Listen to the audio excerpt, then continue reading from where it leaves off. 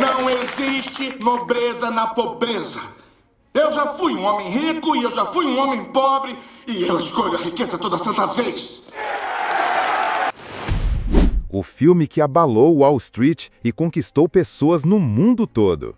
Hoje, vamos explorar a obra-prima de Martin Scorsese, mostrando detalhes escondidos, pequenas pérolas da história que você talvez não tenha notado na primeira vez. Prepare-se para acompanhar a trajetória de Jordan Belfort, interpretado de forma incrível por Leonardo DiCaprio, e descobrir segredos, símbolos e curiosidades que vai deixar sua próxima sessão pipoca ainda mais interessante. Diariamente eu consumo drogas suficientes para nocautear Manhattan, Long Island e o Queens por um mês. No começo, Jordan Belfort fala direto com o público sobre a enorme quantidade de drogas que usava todos os dias.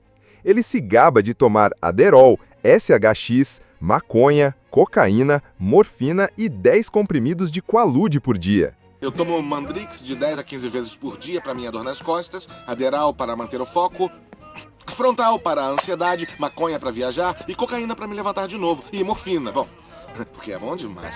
Bom dia, Nathan. Mas tem um detalhe que pode passar batido. O Adderall só começou a ser vendido em 1996, ou seja, 7 anos depois de Jordan criar sua empresa e 4 anos após ele ter sido acusado oficialmente. Mesmo os diretores mais talentosos cometem pequenos erros de continuidade nos filmes. Mas Martin Scorsese fez isso de propósito, para mostrar a confusão mental dos personagens quando estão drogados. Por exemplo, numa cena, Brad pega a caneta de Jordan no restaurante, mas no próximo quadro ele pega a mesma caneta de novo. Me vende essa caneta. Em outra, quando Teresa encontra Jordan no carro com Naomi, ela fecha a porta, e segundos depois, fecha a mesma porta mais uma vez. Curiosamente, não é a primeira vez que Scorsese usa esse tipo de erro. No filme Ilha do Medo, também com Leonardo DiCaprio, ele usou erros de continuidade para mostrar a paranoia do personagem principal. Scorsese costuma ser visto como um diretor clássico, que usa efeitos especiais só quando realmente precisa. Mas, nos últimos anos, o cineasta premiado com o Oscar começou a usar mais efeitos visuais, como CGI, em vários filmes recentes. Embora algumas pessoas critiquem o uso de efeitos em O Lobo de Wall Street, eles são tão bem feitos que quase ninguém percebe. A cena final, com Jordan jogando tênis na prisão, parece bem real, mas foi criada juntando várias filmagens diferentes. Na parte em que Jordan mostra a maleta cheia de dinheiro para o banqueiro suíço Saurel, tudo o que aparece pela janela foi feito com tela verde. E a cena em que Jordan e Naomi caminham até o iate na Itália, na verdade foi gravada dentro de um estúdio. Em uma das cenas mais chocantes, Donnie vê um colega limpando o aquário em vez de trabalhar. Num dia de lançamento! Na porra de um dia de lançamento, seu otário! É isso que você faz? E decide humilhar o funcionário, chamado Papillon, comendo o peixinho dourado na frente de todo mundo. Olha o que acontece quando briga com seu bichinho em dia de lançamento! Não acredito.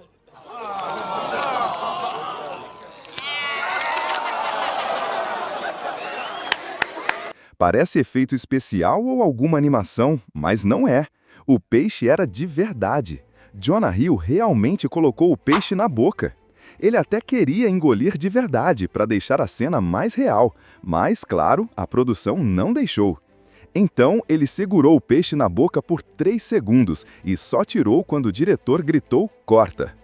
Agora, quando os personagens usam cocaína no filme, normalmente os atores cheiram uma mistura de leite em pó com bicarbonato de sódio. Essa fórmula funciona bem em cenas de longe, como em Scarface, mas não fica convincente em cenas próximas. Como Scorsese queria muitos closes, a equipe precisou achar outra solução. A saída foi usar inositol, uma vitamina com gosto doce que existe naturalmente no corpo dos mamíferos. Para tentar enganar o FBI, Jordan Belfort contrata um ex-policial chamado Ball como investigador particular. Embora muitos personagens do filme sejam inventados, esse existiu de verdade. Battle trabalhou por anos como chefe de segurança e investigador pessoal de Belfort. E quem faz o papel dele no filme? O próprio Battle. Ele já tinha trabalhado com Scorsese antes, como policial em Os Bons Companheiros e como mafioso em O Irlandês.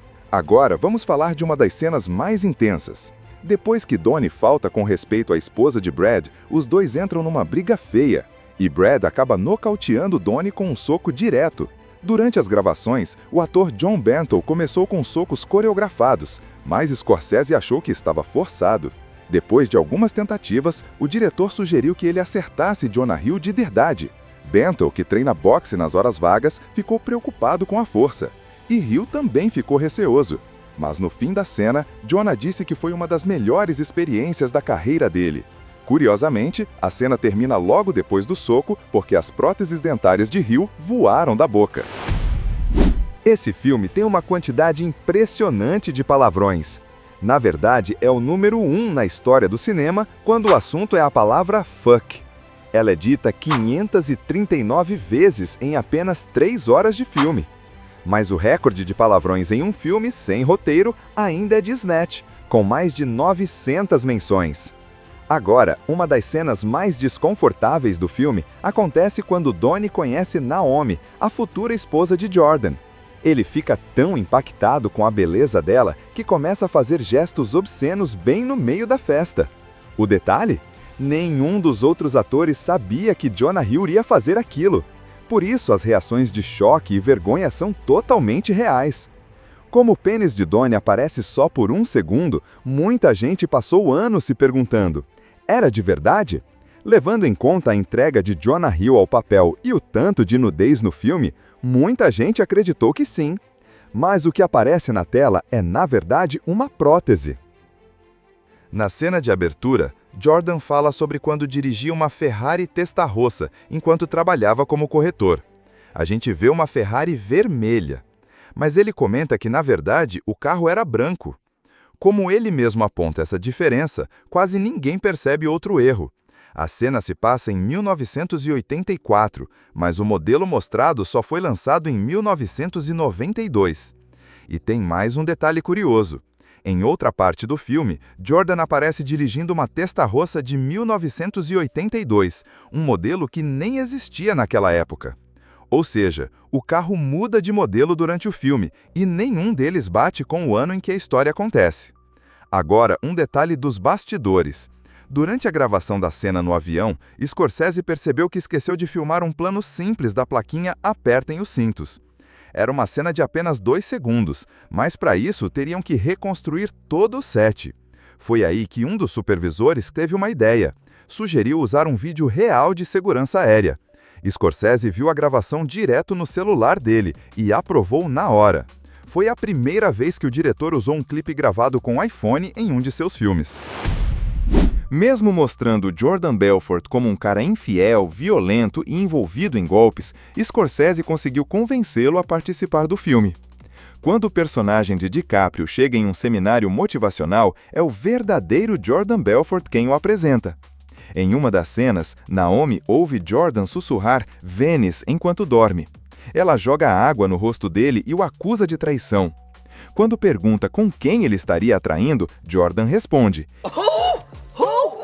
E Naomi retruca com uma frase que pode soar familiar.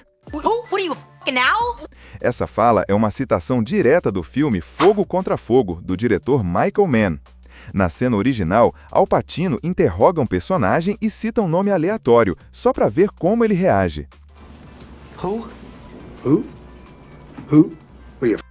Muitas vezes, as equipes de filmagem gostam de esconder piadas internas ou homenagens. No shopping, por exemplo, aparece uma placa escrita Robert Mancuso Accounting. É uma referência ao assistente de fotografia Bob Mancuso. E tem mais. Na cena em que Jordan é interrogado pelo FBI em seu iate, ele entrega uma lista com os convidados do seu casamento com Naomi. Parece algo comum, mas se você olhar com atenção, vai ver que os nomes são de pessoas que trabalharam no filme. Kelly Kelth era supervisora de pós-produção. Danielle Fenney, assistente de direção de fotografia. E Wade Sullivan, do time de figurino. O casamento de Jordan e Naomi é cheio de detalhes fáceis de passar batido. Mas se você prestar atenção na música que o cantor toca durante a cerimônia, vai ouvir uma versão de Goldfinger, a clássica música de James Bond. Essa escolha não foi por acaso.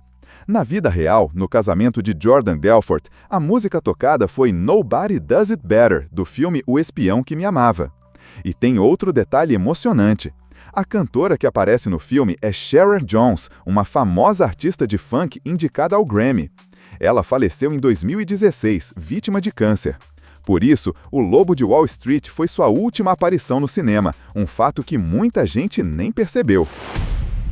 Em uma das cenas, Jordan e Donnie discutem a ideia de contratar pessoas com nanismo para uma festa, mas logo mostram preocupação com a possibilidade de serem processados caso algo dê errado.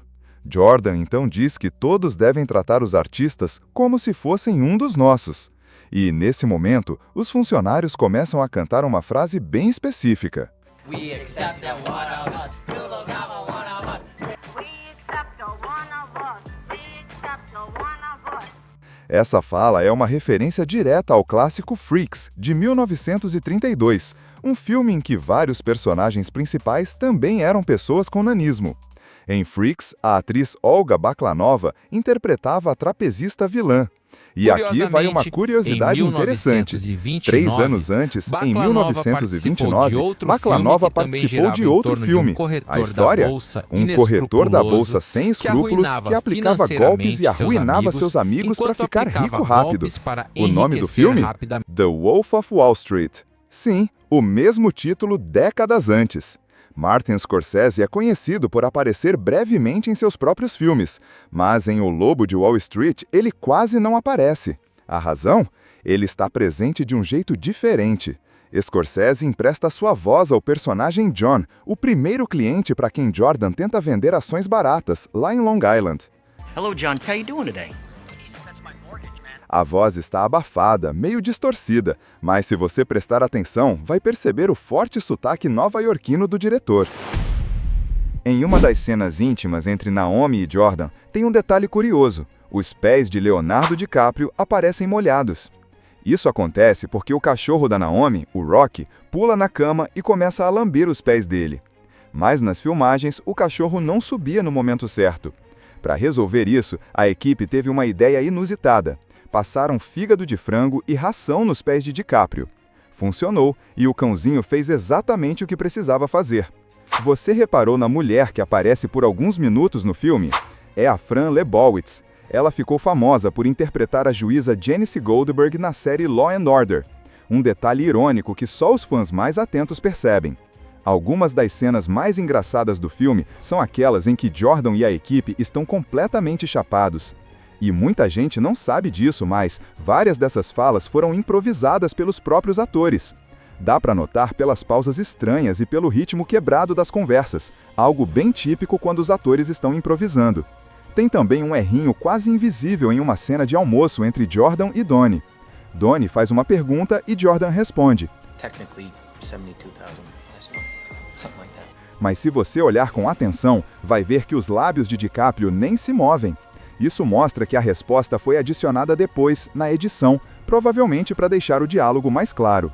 Durante a gravação da cena do discurso da Steve Madden, ninguém menos que Steven Spielberg visitou o set.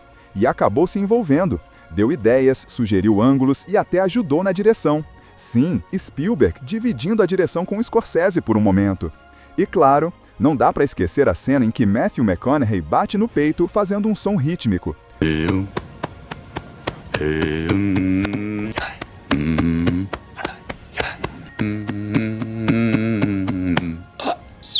Aquilo não estava no roteiro, foi pura improvisação. Era um ritual que o próprio McConaughey usava para se concentrar antes de gravar. E DiCaprio, meio sem saber o que fazer, olha para Scorsese pedindo uma aprovação com o olhar. Esse momento espontâneo deixou a cena ainda mais autêntica. É tudo fugazi. Sabe o que significa? Ah, Fugazi é uma farsa, não é? Isso, fugazi é uma miragem, bobagem. Ah, e McConaughey ainda fala a palavra fugazi 3 vezes. Isso é uma referência ao filme Mud, de 2012, onde um dos atores usava uma camiseta com essa palavra. Na cena em que Jordan conversa com o banqueiro suíço Jean-Jacques Sorel, vemos o lago Le Mans ao fundo. Enquanto isso, Sorel aparece bem na frente de um aquário. Pode parecer só um detalhe de cenário, mas isso tem um significado interessante. É como se mostrasse a relação entre um peixe grande e um peixe pequeno nessa negociação. Quando Jordan começa a vender ações baratas para os clientes, ele usa uma técnica bem curiosa. Ele faz uma pausa e deixa o cliente falar primeiro. Isso dá a ele uma vantagem psicológica. Mais tarde, ele faz exatamente a mesma coisa, quando tenta subornar os agentes do FBI. Aliás, nessa cena no iate, Jordan tenta mudar o foco da conversa. Em vez de falar sobre seus próprios crimes, ele sugere que os agentes investiguem empresas maiores e cita ações de tecnologia e os famosos CDOs. Justamente os dois elementos que causaram a bolha das .com nos anos 2000 e a crise do mercado imobiliário em 2008. O filme está cheio de referências ao mundo real. Se você prestar atenção no apartamento do Jordan, vai notar o prédio Lipstick Building ao fundo. Esse é o mesmo prédio onde funcionava o fundo de investimentos de Bernie Madoff, o cara por trás do maior esquema Ponzi da história. Outro detalhe legal: o nome Steve Madden não foi trocado no filme. Ele é interpretado por Jake Hoffman, filho do lendário ator Dustin Hoffman. Aliás, o Jake também aparece em outro filme do Scorsese, O Irlandês. E lembra da propaganda da Stratton Oakmont que aparece no começo do filme? Aquela com o leão? Ela foi inspirada diretamente nos comerciais do Dreyfus Fund, de 1958, que também usavam um leão como símbolo de força e confiança no mercado financeiro.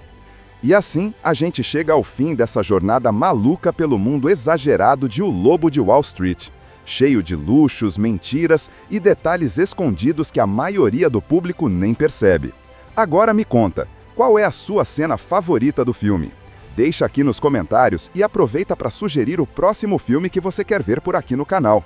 Se curtiu o vídeo, deixa aquele like, manda para algum amigo que ama cinema e, claro, se inscreve no canal para não perder as próximas análises. Muito obrigado por assistir e fiquem com Deus!